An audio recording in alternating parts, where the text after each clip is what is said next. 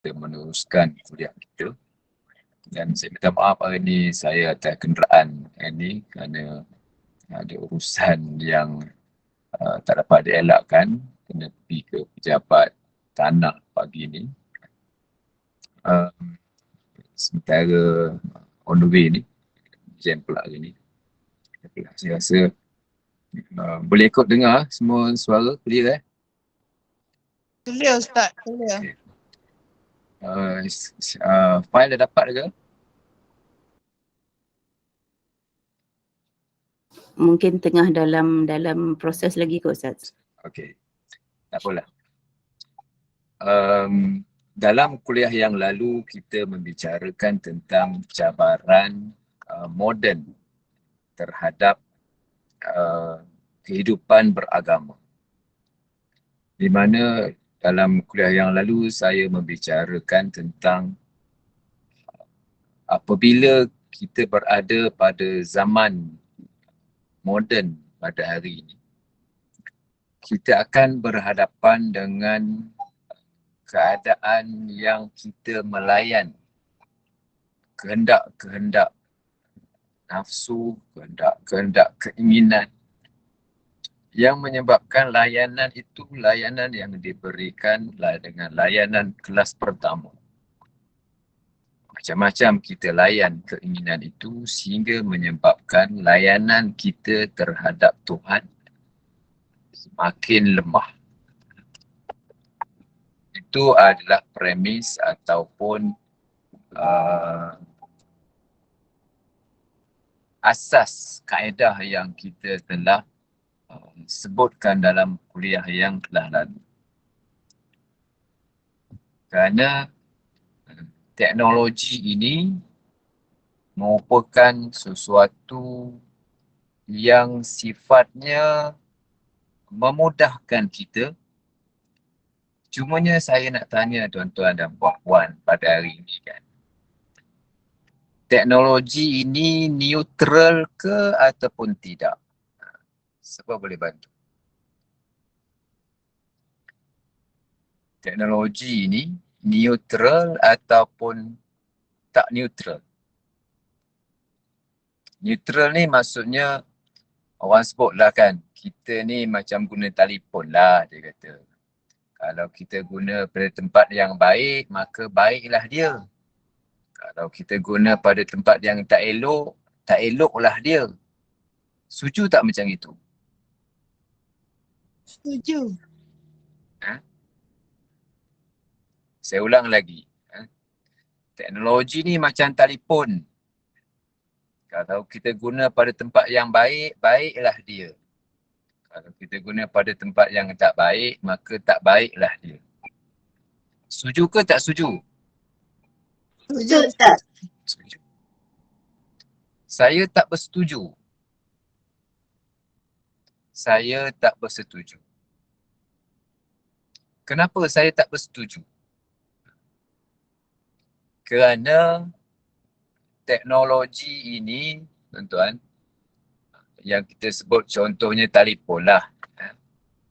Telefon, dalam rumah kita alat-alat ni, dia sebenarnya bukan suatu pilihan untuk kita.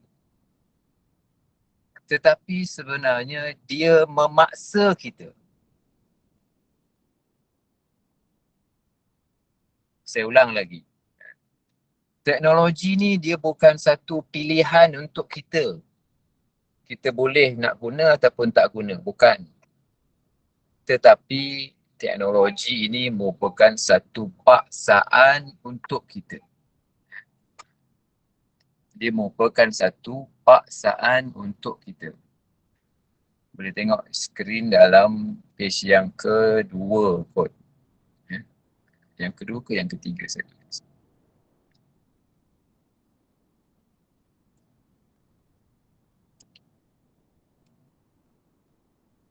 Lagi, satu lagi.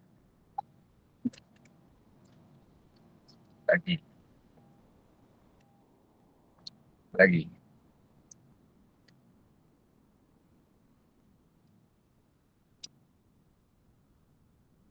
Ada satu lagi. Saya nak jawab persoalan ni dulu. Ni. Yang tadi, teknologi neutral ataupun tidak. Kerana berdasarkan pembacaan dan juga pengetahuan saya lah. Sebelum ni, teknologi neutral. Okey, yang tu. Teknologi ni dia bukan sifatnya neutral. Maknanya kalau kita guna pada yang elok, eloklah dia. Kalau begitu dia bagaikan pilihan kita. Tetapi dia sebenarnya bukan pilihan tetapi paksaan. Bukan pilihan tapi paksaan. Paksaan macam mana pula Ustaz? Kerana kita ni tak boleh nak lekang daripada kehidupan dengan teknologi ni. Kita tak boleh lekang. Kita dipaksa secara halus. Kita dipaksa secara halus. Boleh tak tuan-tuan perempuan di rumah hidup di rumah tak ada aircon, tak ada kipas? Boleh ke tak boleh?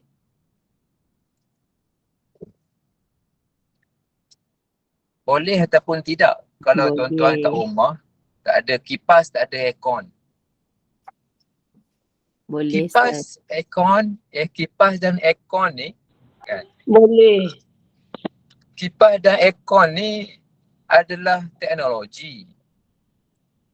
Kalau rumah batu kan, rumah batu, hidup kita dalam rumah batu ni tak ada aircon, tak ada kipas. Panaslah perempuan. Mungkinlah boleh kan, cakap kita orang boleh kan. Tapi kalau rumah kita rumah batu, tak ada aircon, tak ada kipas kan. Rumah taman misalnya, tak ada aircon, tak ada kipas. Baik. Sama ada hidupnya susah, susahlah maksudnya. Dan dengan keadaan itu susah. Ataupun kalau boleh pun dia berada tertekan dengan keadaan itu. Hidup mungkin boleh lah kan.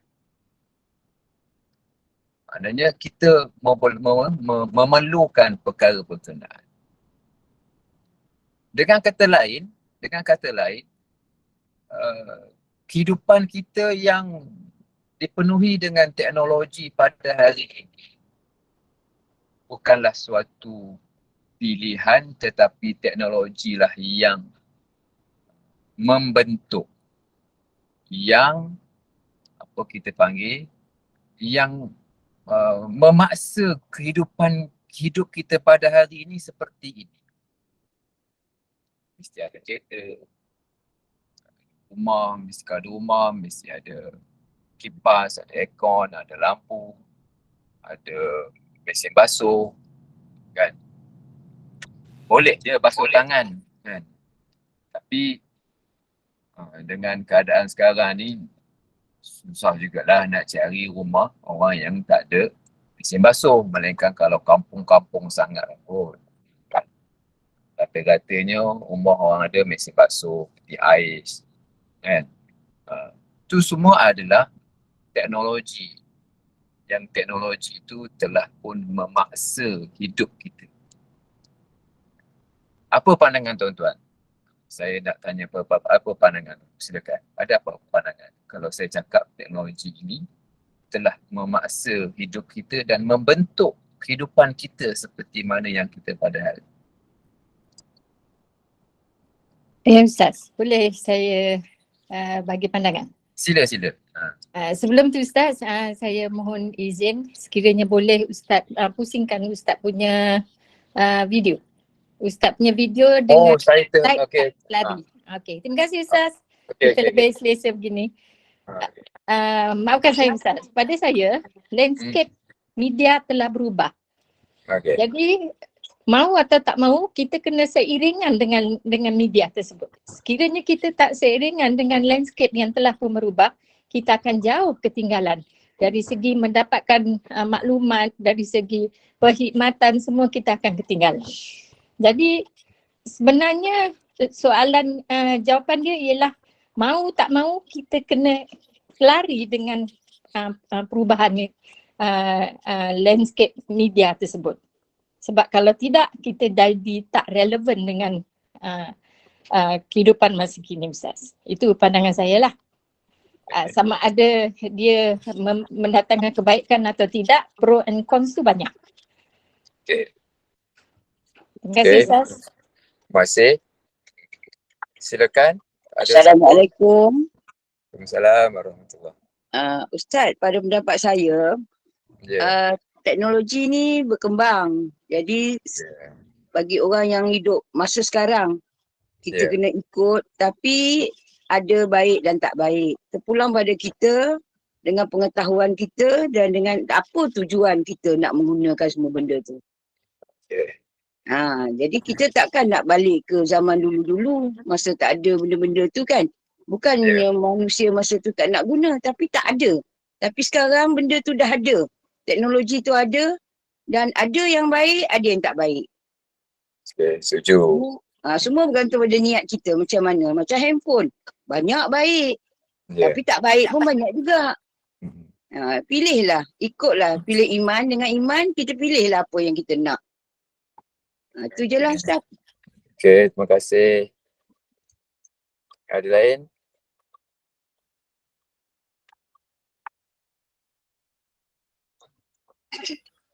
Okay. Saya bila berhadapan dengan perkara ini bukan bermakna untuk kita menolak. Kan? Jauh sekali untuk kita anti dengan semua alat teknologi, bukan untuk tolak, bukan untuk anti, bukan untuk kita mahu kembali kepada kehidupan tradisional, bukan. Itu bukan maksud saya. Tetapi untuk saya kaitkan perkembangan teknologi ini dengan kehidupan beragama. Sebab itu apa yang saya cuba ketengahkan tadi bahawa teknologi ini telah pun memaksa hidup kita secara tak langsung.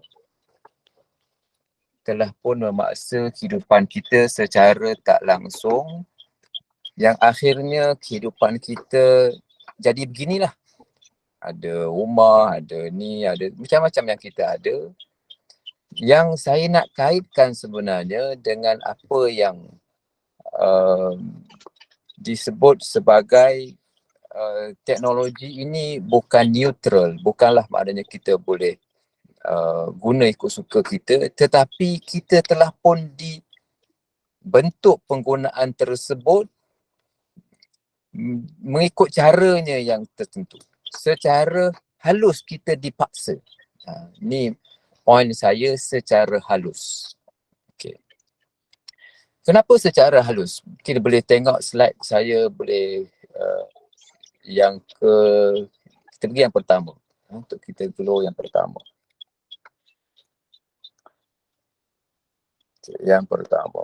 Okey.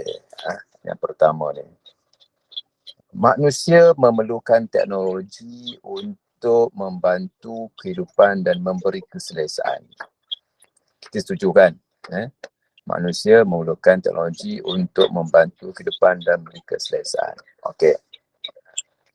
Yang kedua, manusia sanggup mengeluarkan banyak duit untuk mendapatkan teknologi. Setuju ke tak setuju? Setuju. Yang ketiga, manusia memberikan layanan sangat baik kepada teknologi berbanding dengan Tuhan. Ini depends. Ada orang yang mengutamakan agama dan ada orang yang lupa agama. Teknologi ni maksud saya ialah kehidupan yang moden. Mari kita tengok slide yang kedua. Slide seterusnya.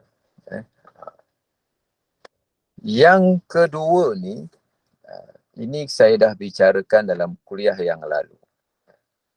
Di mana teknologi ini lahir dari keinginan manusia.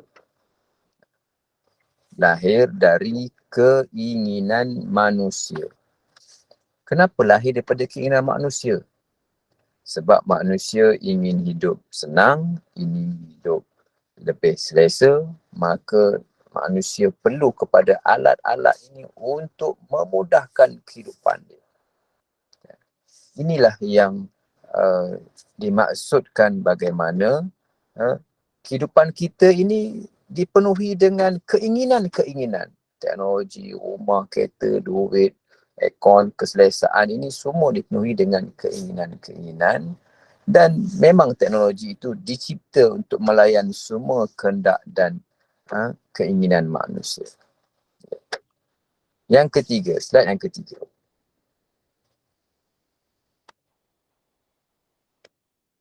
Admin, ketiga. Okey, mari kita tengok ni pula. Allah ataupun Tuhan lah.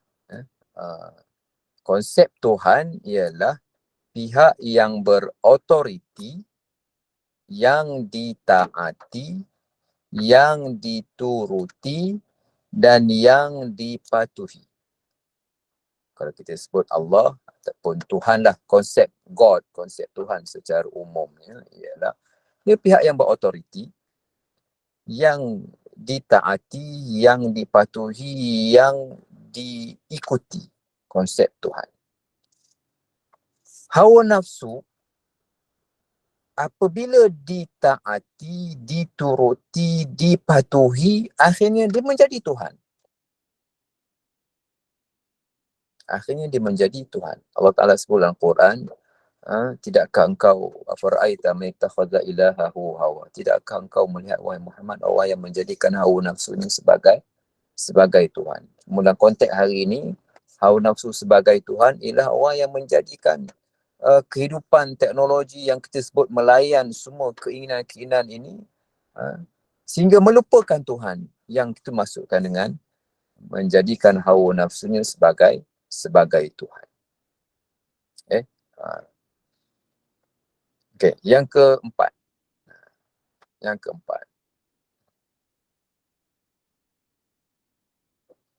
Ini yang fenomena yang ada yang saya sebutkan cabaran moden, teknologi. Sebab teknologi dalam dunia moden mesti ada teknologi. Kan? Bila sebut moden mesti ada teknologi yang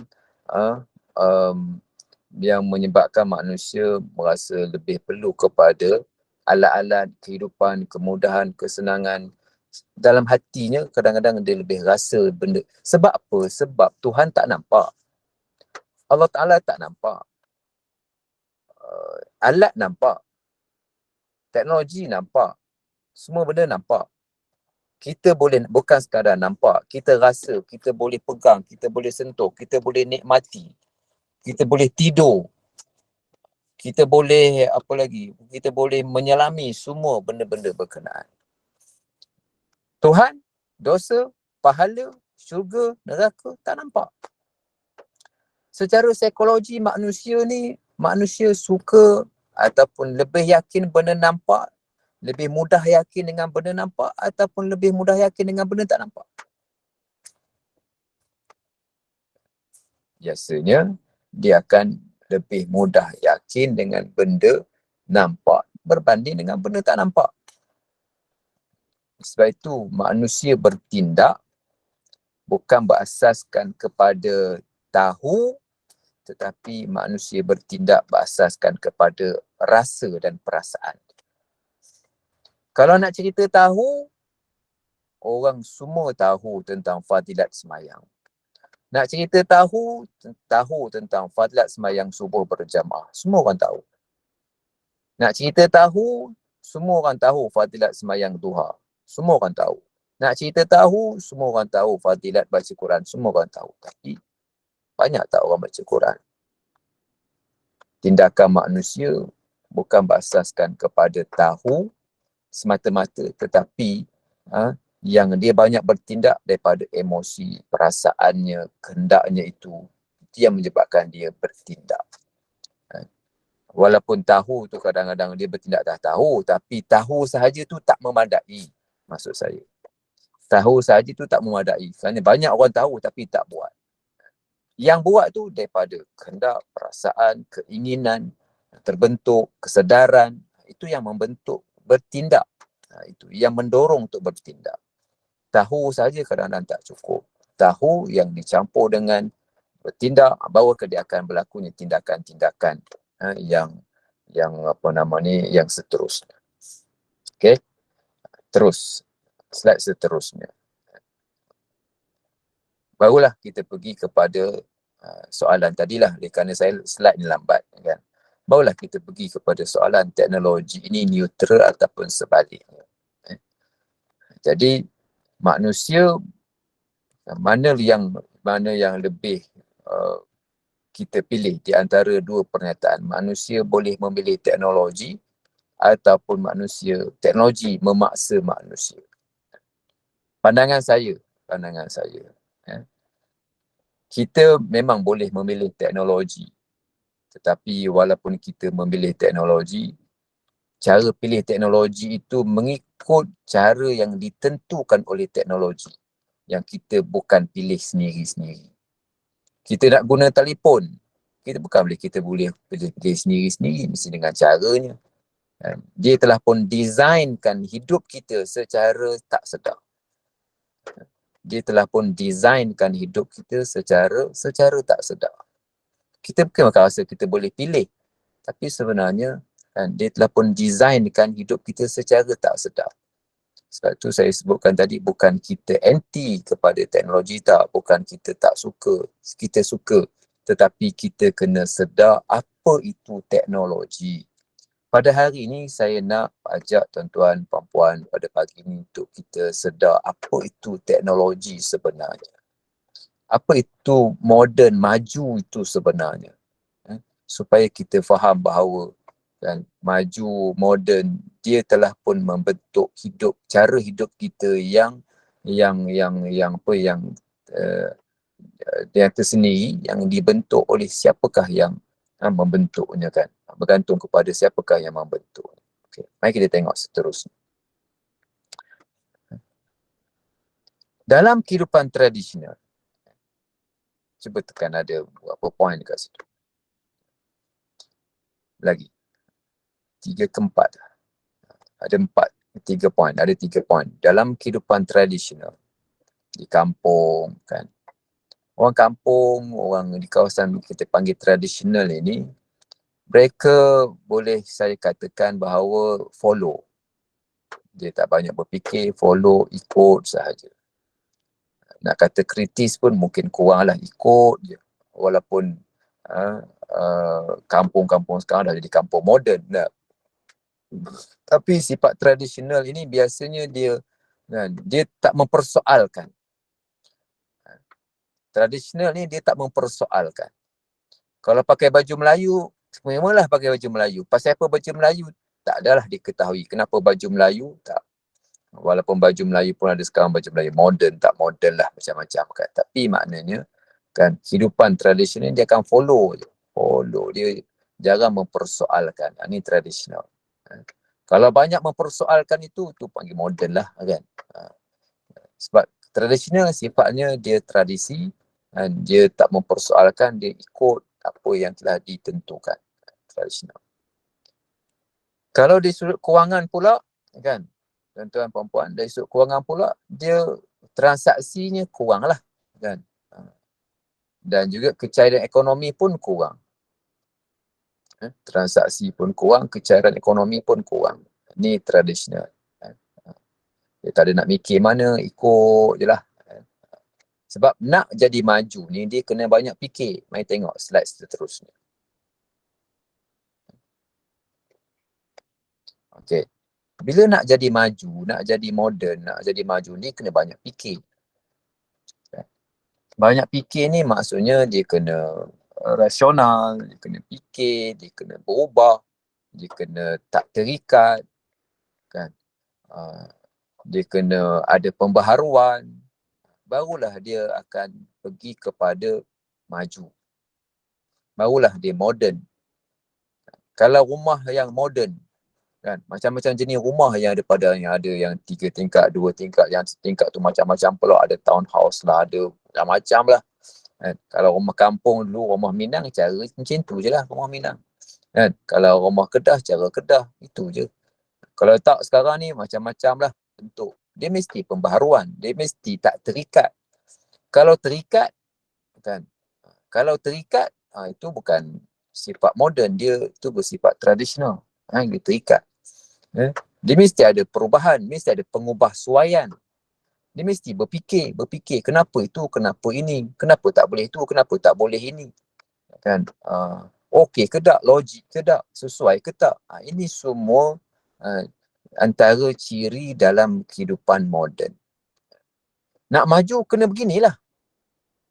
Nak maju kena begini. Bila maju cara begini, maka dia akan melahirkan teknologi. Barulah lahirnya teknologi. Barulah lahirnya keinginan. Barulah daripada keinginan itu lahirnya teknologi. Teknologi akan memudahkan kehidupan manusia. Barulah lahir macam-macam aplikasi. Bila kita berfikir, bila kita berubah, bila kita ubah suai, bila kita tak terikat, kan? Bila kita ada pembaharuan, bila kita orang panggil liberal, dia akan berlakulah. Elemen-elemen ini akan berlaku dalam moden.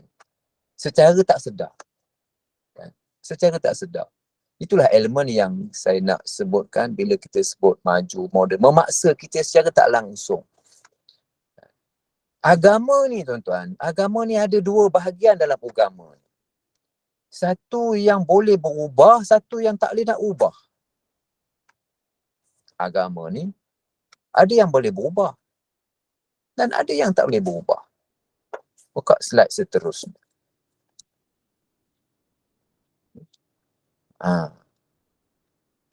Ada yang boleh berubah dan ada yang boleh tak, yang tak berubah.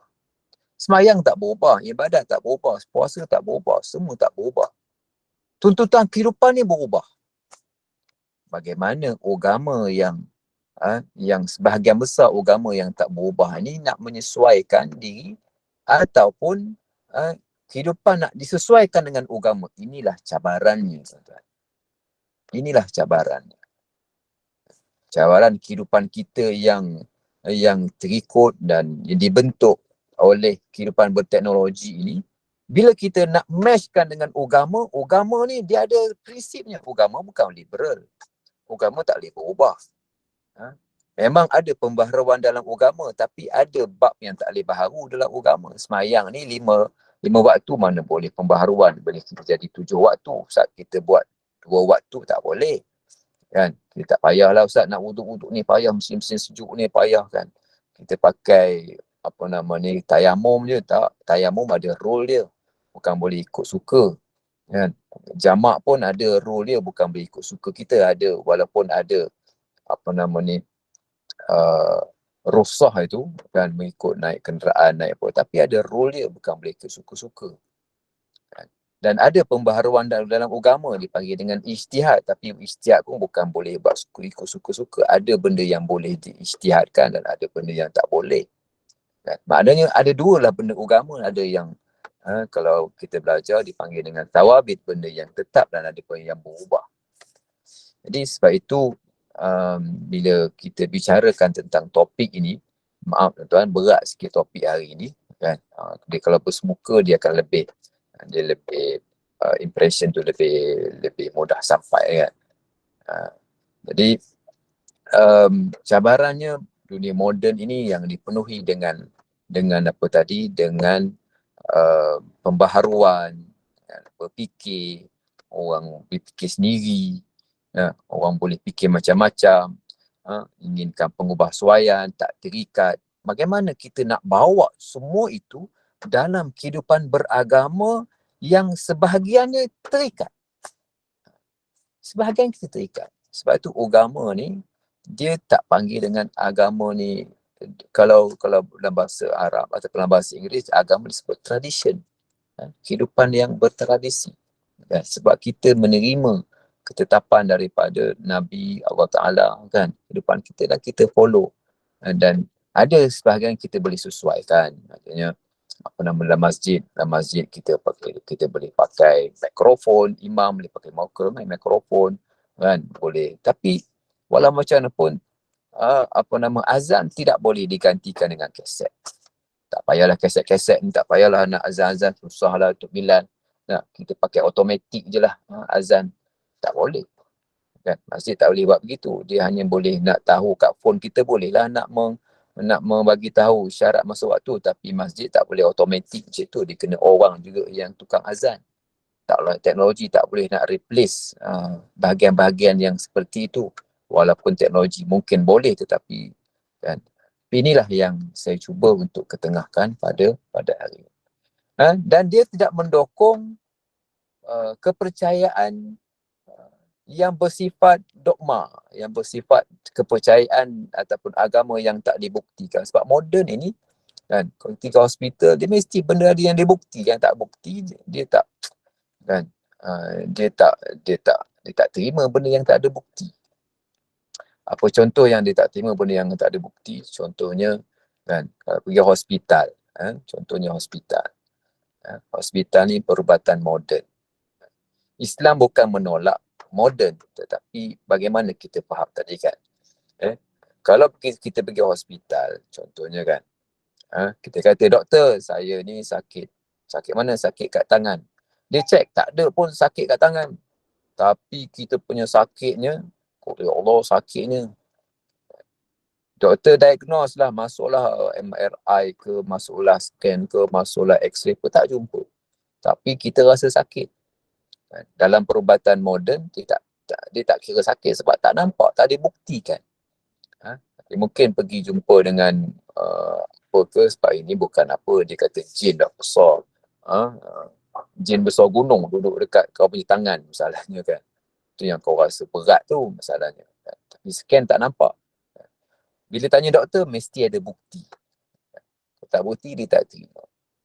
Jadi nak ceritanya tuan-tuan, moden ini dia kan tidak menerima ataupun tidak menyokong. Kadang-kadang bukanlah dia menolak, tapi dia tak associate ataupun dia tidak selari kalau yang tak ada bukti. Yang tak ada bukti.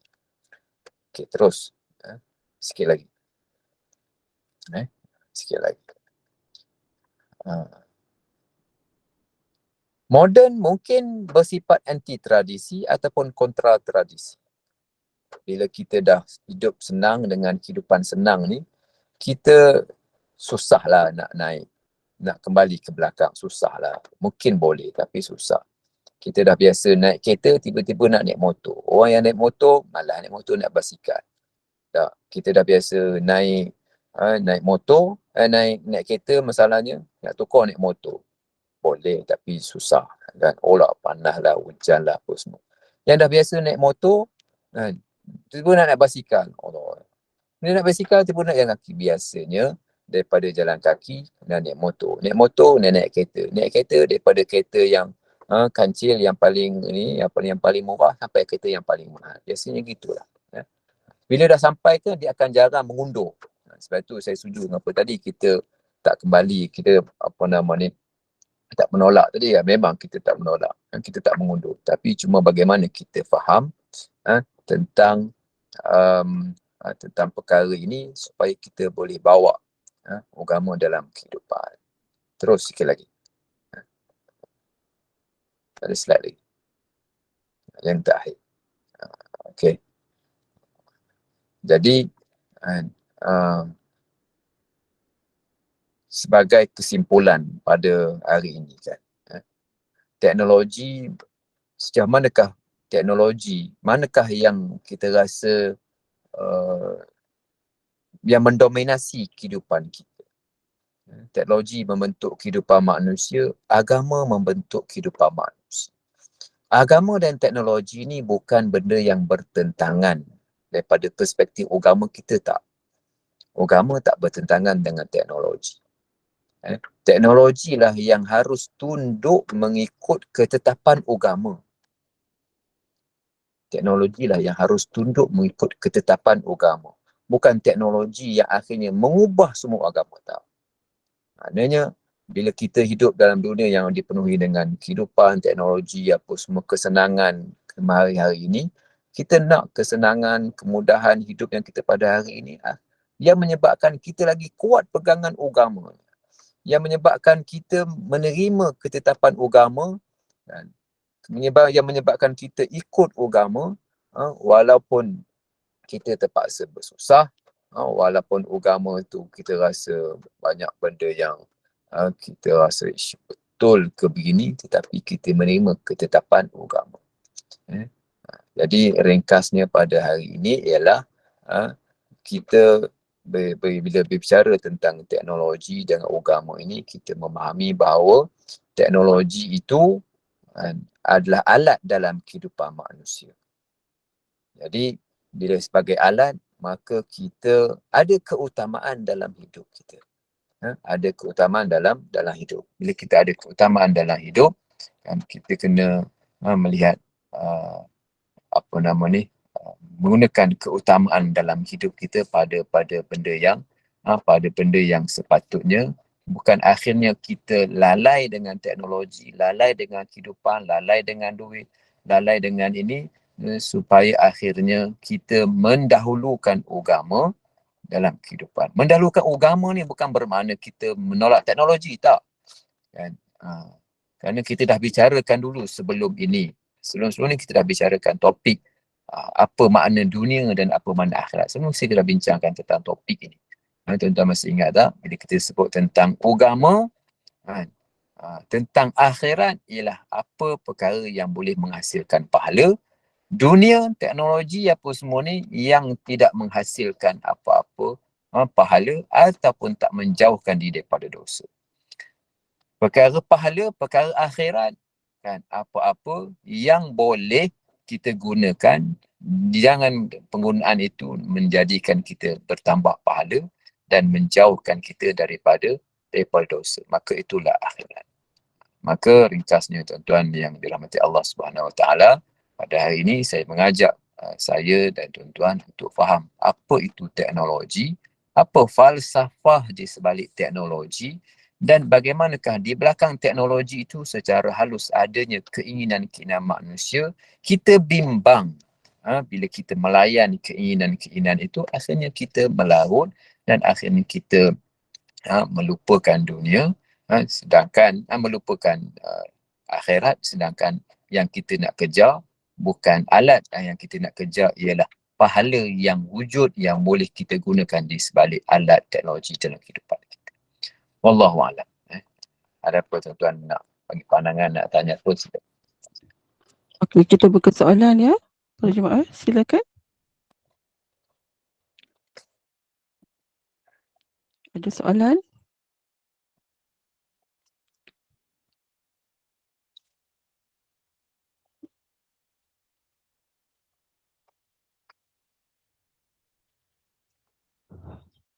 Nampaknya dah jelas tak ya? Dah tak ada soalan ya?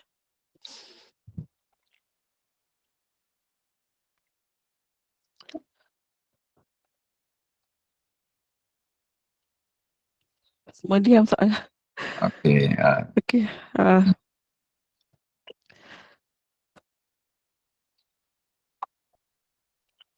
Okey, tapi siapa-siapa yang nak slide boleh minta dengan admin lah. Untuk admin. Dengan saya. Ini bagi slide. Boleh PM saya lah kalau nak slide. Jadi kalau tak ada, itu yang dapat saya cuba kongsikan pada hari ini. Dan insyaAllah pada akan datang ni saya akan topik yang berkaitan dengan pemikiran. Setelah mana kita bincangkan tentang sebelum ini, tentang tauhid apa semua, saya akan bawa tuan kita bincang tentang pemikiran, kan, supaya kita dapat memahami perkara ini dengan baik. Wallahualam. Assalamualaikum warahmatullahi wabarakatuh. Waalaikumsalam warahmatullahi wabarakatuh. Al-Fadhil Ustaz Dr. Muhammad Faisal atas perkongsian bersama-sama dalam meningkatkan lagi kefahaman mengenai akidah pegangan akidah kita. Dan semoga ianya memberi sedikit sebanyak manfaat dan kefahaman bagi kita semua. Dan semoga sama-samalah kita berdoa semoga Allah SWT memberikan kita semua dengan mengembalikan kegemilangan Islam. Dan terima kasih kepada para jemaah yang sudi duduk sama-sama dalam majlis ilmu Kelab Sahabat Pecinta Al-Quran, dan teruskanlah bersama-sama Kelab Sahabat Pecinta Al-Quran dan untuk sesi kuliah duha seterusnya pada pukul 9 pagi bersama-sama Al-Fadhil Dr. Muhammad Nazim. Dan terima kasih kepada pelajar sudi belajar program kita. Semoga dimurahkan lagi rezeki dan semoga tajuk ini membawa ke akhirat kelak, bekalan akhirat kelak. Dan Ustaz, kita bolehlah tutup dan tangguhkan dulu program kita ini dengan tasbih kafarah dan surah Al-Asr. Silakan Ustaz. Bismillahirrahmanirrahim. Subhanakallah wa bihamdika asyhadu an la ilaha illa anta astaghfiruka wa atubu ilaik. Bismillahirrahmanirrahim. Al-'asri. Innal insana lafi khusr alladziina aamanu wa 'amilus shalihati wa tawassaw bil haqqi wa tawassaw bis sabr. Assalamualaikum warahmatullahi Waalaikumsalam warahmatullahi wabarakatuh. Terima kasih Ustaz. InsyaAllah jumpa lagi. wabarakatuh. Terima kasih Ustaz. Assalamualaikum. Terima kasih Ustaz. Terima kasih Terima kasih Puan Ainun. Sama-sama.